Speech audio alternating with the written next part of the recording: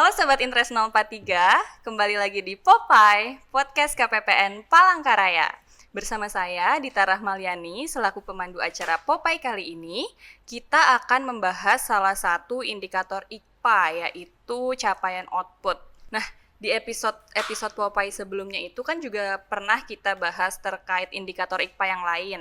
Tapi kali ini kita akan membahas salah satu indikator IKPA yang memiliki bobot paling besar. Mungkin Sobat Popeye juga udah pada tahu ya dan udah pada familiar. Kali ini kita akan membahas caput ditemani dengan salah satu narasumber kita yang pasti Sobat Popeye itu kalau ke KPPN Palangkaraya yang dilihat pertama pasti orang ini. Mungkin Sobat Popeye bisa nebak siapa? Oke, kali ini kita akan bahas caput bersama Mas Naufal Dwinanda selaku PTPN dan CSO KPPN Palangkaraya. Halo Mas Naufal. Halo Mbak Dita. Gimana kabarnya, sehat Mas? Alhamdulillah sehat. Kesibukannya apa nih Mas hari Sibukannya ini? seperti biasa melayani satker setiap hari. Banyak satker nih Mas awal-awal tahun gini atau gimana? Iya nih awal tahun ini berbeda daripada tahun-tahun sebelumnya saya di KPPN Palangkaraya ya. Rasanya kayak lebih banyak gitu yang datang ke KPPN. Mungkin karena kantor kita jadi lebih nyaman mungkin ya. Jadi mereka Jadi suka satker betah datang, ya. ya. Satker betah ke KPPN Palangkaraya. Nah, oke Mas Naufal, kita kan akan bahas caput nih. Mungkin bisa nggak dijelasin secara sederhana aja apa sih Mas yang disebut caput itu dan gimana sih cara pengukurannya? Oke, jadi gini Mbak Dita. Di dalam pelaksanaan anggaran ataupun penggunaan pertanggungjawaban anggaran itu ada yang namanya IKPA. Nah, caput itu adalah salah satu komponen dalam IKPA yang memfasilitasi MONEF atau monitoring evaluasi penggunaan anggaran atau APBN gitu ya. Jadi uang-uang negara yang disalurkan ke kementerian lembaga itu pasti ada output yang dihasilkan. Nah, semua itu akan dilaporkan di dalam capaian output tersebut gitu. Oke. Boleh nggak Mas kasih contoh gitu? Caput tuh apa gitu? Contohnya? Contoh, maaf. Contohnya caput itu banyak. Misalnya teman-teman ya sobat-sobat interest ada perjalanan dinas misalnya. Nah itu kan dari perjalanan dinas itu kan pasti ada hasilnya. Misalnya sosialisasi. Misal dalam 1 tahun ada berapa kali sosialisasi. Nah itu output dari kegiatan yang rekan-rekan atau sobat-sobat lakukan seperti itu. Contohnya salah satunya itu. Berarti itu penilaiannya itu mengukur tentang outputnya gitu ya Mas ya? Gitu. Ini masih sampai level output. Oke. Terus gimana sih Mas ketentuan perhitungannya atau komponen apa aja yang diperhitungkan dalam penilaian capaian output ini? Oke, baik Mbak Dita. Peraturan terbaru terkait IKPA itu diatur dalam Per 5 PB 2024 yang mana terbit di tahun lalu ya dan sudah berlaku sampai dengan sekarang. Jadi untuk caput itu ada 2 komponen penilaian sobat-sobat dan Mbak Dita ya. Oke. Jadi yang pertama itu kita lihat dari ketepatan waktunya, ketepatan waktu pelaporan capaian outputnya. Nah, ketepatan waktunya itu dilihat dari sobat interest sekalian mengirimnya itu paling lambat adalah di 5 hari kerja awal bulan berikutnya. Misalnya sobat atau Mbak Dita mau mengirim capaian output bulan Januari, berarti paling lambat dikirimkan 5 hari kerja di bulan Februari, 5 hari kerja pertama di bulan Februari. Kalau lewat dari itu maka nanti nilai caputnya untuk komponen ketepatan waktunya akan 0. Oke. Itu Berarti harus tepat waktu pertama. ya. Betul. Oke. Paling Selanjutnya? lambat 5 hari kerja. Dan selanjutnya komponen kedua itu adalah komponen realisasi atau capaian RO-nya. Nah, capaian RO komponennya itu dinilai dibagi 2 lagi.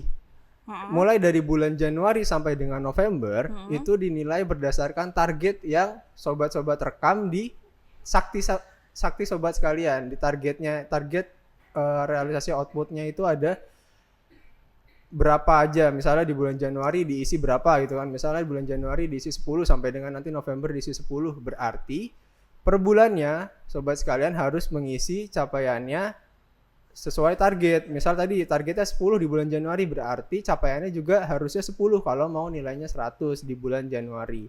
Nah lalu yang kedua tadi kan saya bilang dibagi 2 ya penilaian capaiannya atau penilaian realisasi outputnya. Yang kedua khusus untuk bulan Desember. Jadi di bulan Desember itu penilaiannya dihitung berdasarkan target di DIPA. Oke. Bukan target yang dicantumkan di Sakti Satkar yang direkam manual ya. Nah, nanti di Desember itu otomatis langsung dibandingkan dengan target di DIPA. Kalau target di DIPA-nya misal dalam 1 tahun target output tersebut output A gitu ya. Misalnya ada 1 layanan targetnya. Itu harus tercapai 1 layanan juga kalau mau nilai komponennya harus 100 gitu. Itu khusus di bulan Desember atau gimana, Mas? Khusus bulan Desember dan khusus untuk capaian yang progresnya sudah 100%. Oke. Jadi mungkin agak bingungin ya, tapi bahasanya gini aja simpelnya.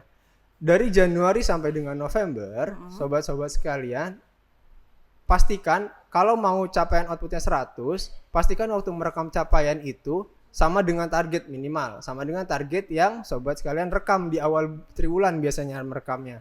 Atau enggak di awal tahun, nanti bisa diupdate di awal triwulan. Nah, khusus untuk Desember, sobat interest, nanti pastikan atau menjadikan patokan itu adalah target di DIPA.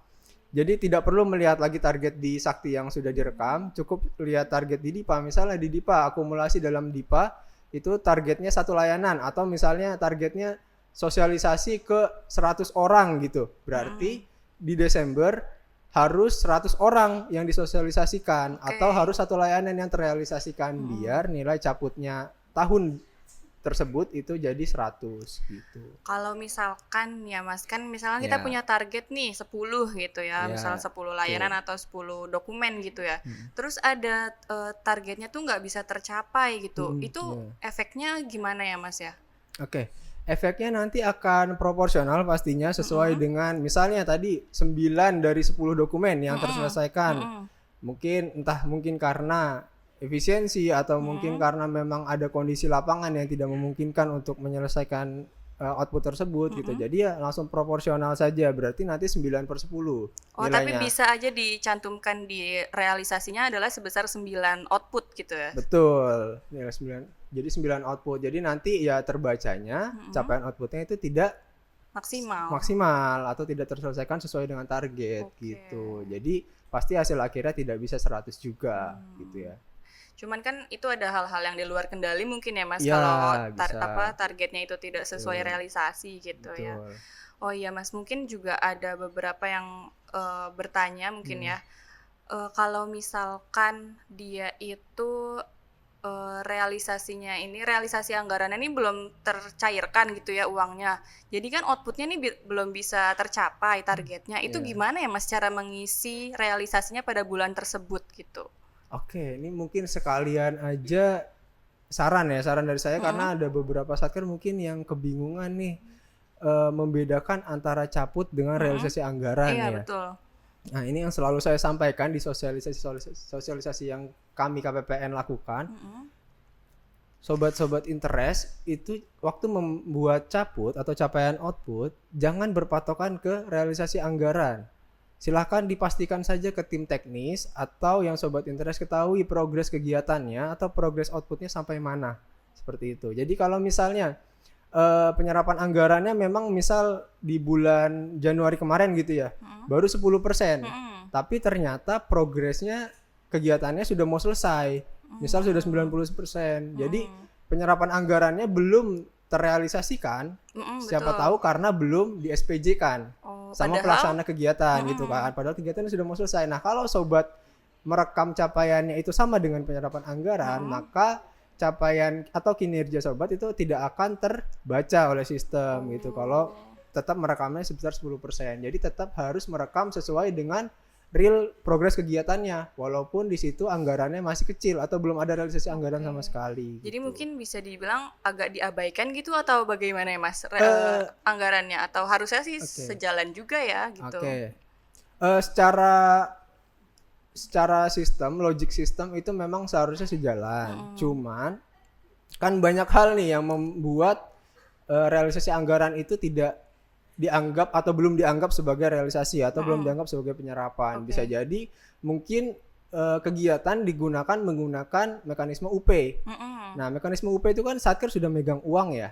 Tapi dan jadi kegiatan bisa dijalankan tuh karena uang UP tadi. Tapi karena belum di SPJ kan UP-nya atau belum di SPMGU kan, maka di sistemnya KPPN itu belum dianggap sebagai realisasi gitu.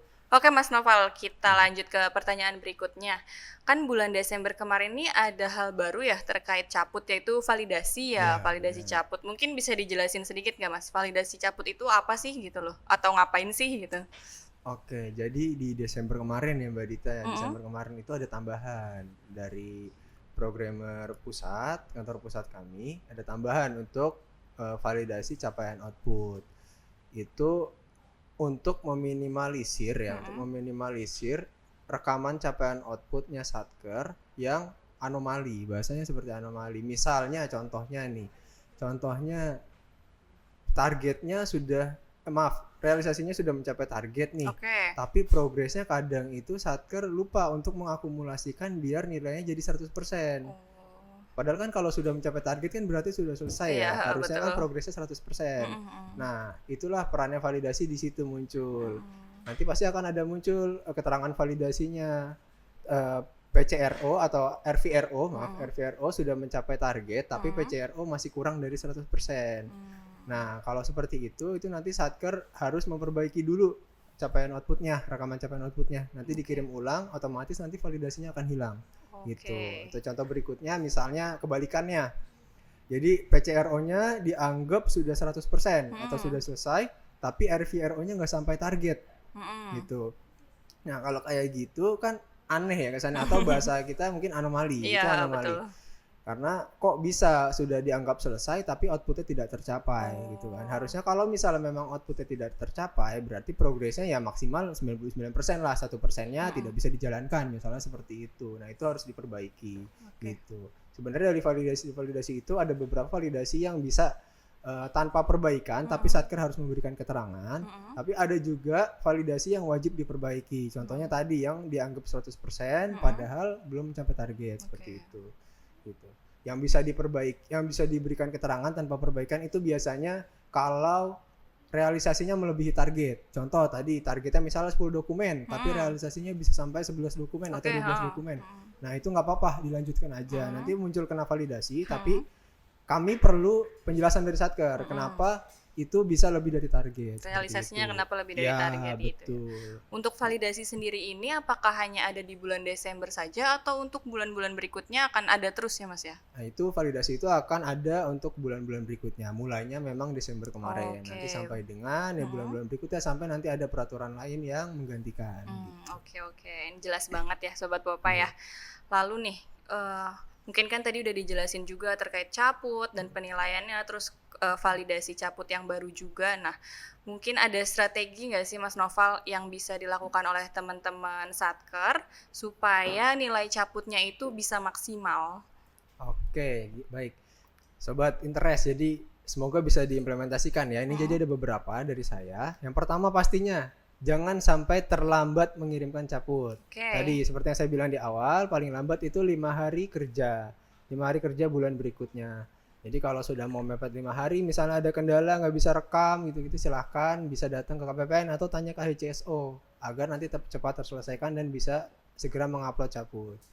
Yang kedua, Sobat Interest kalian bisa dicek target yang direkam di awal tahun itu masih relevan atau enggak.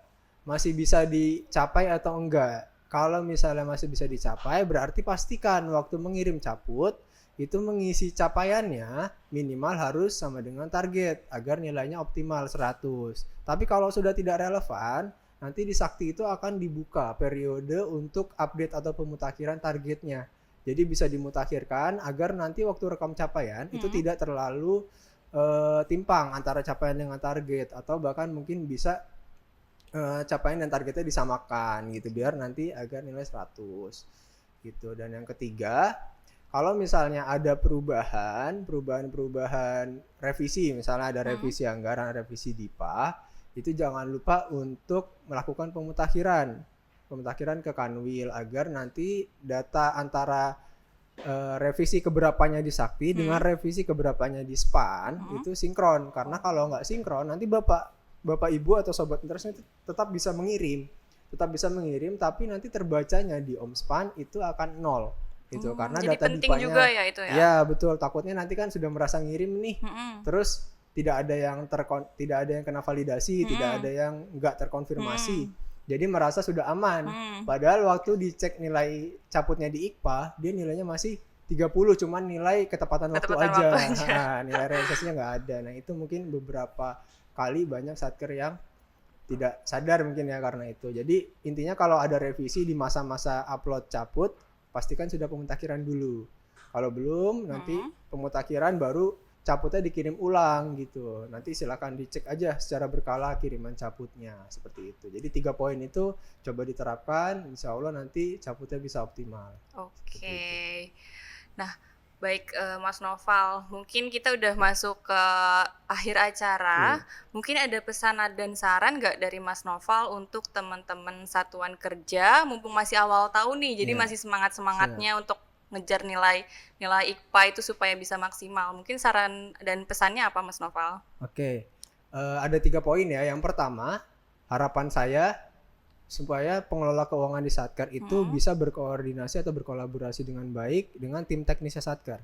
Agar nanti waktu perekaman cabut ataupun revisi itu tetap sesuai dengan apa yang dibutuhkan oleh tim teknis atau petugas teknis di lapangan gitu. Biar nanti nggak ada deviasi yang tinggi atau nggak ada ya capaian output yang tidak tercapai gitu kan. Yang kedua, harapan saya adalah atau mungkin sobat interest waktu merekam cabut itu hilangkanlah konsep berpikir bahwa capaian output itu sama dengan realisasi anggaran. Jadi waktu merekam capaian output pastikan berkoordinasilah dengan tim teknis. Kalau misalnya nggak tahu progresnya berapa, jangan langsung disamakan dengan realisasi anggaran. Dan yang terakhir adalah pastikan sudah mengirim tepat waktu. Jangan melalui dari 5 hari kerja atau melewati 5 hari kerja, kecuali diatur lain seperti seperti yang pengiriman cabut kemarin Desember itu kan diatur lain sampai dengan tanggal 15 itu. Jadi sobat sekalian bisa mengirim sampai tanggal 15. Tapi kalau tidak ada pengaturan lain, berarti batas akhirnya adalah di 5 hari kerja awal bulan berikutnya. Seperti itu. Oke, terima kasih Mas Noval atas penjelasannya terkait cabut, terus strategi-strateginya harus bagaimana teman-teman Popeye, terus juga pesan dan sarannya tadi. Mudah-mudahan teman-teman Popeye, sobat Popeye bisa menerapkan dan bisa lebih maksimal lagi dalam menjalankan tahun anggaran 2025 dengan lebih baik lagi. Amin. Oke. Kami sampaikan juga untuk para pendengar Popeye bahwasanya KPPN Palangkaraya berkomitmen penuh untuk membangun zona integritas WBK-WBBM dan semua layanan KPPN Palangkaraya tidak dipungut biaya sepeser pun atau 0 rupiah. Nah, demikian episode Popeye kali ini. Saya Dita Rahmaliani selaku host dan narasumber kami, Mas Noval Dwinanda, pamit undur diri. Sampai jumpa di episode-episode seru Popeye selanjutnya. Bye-bye.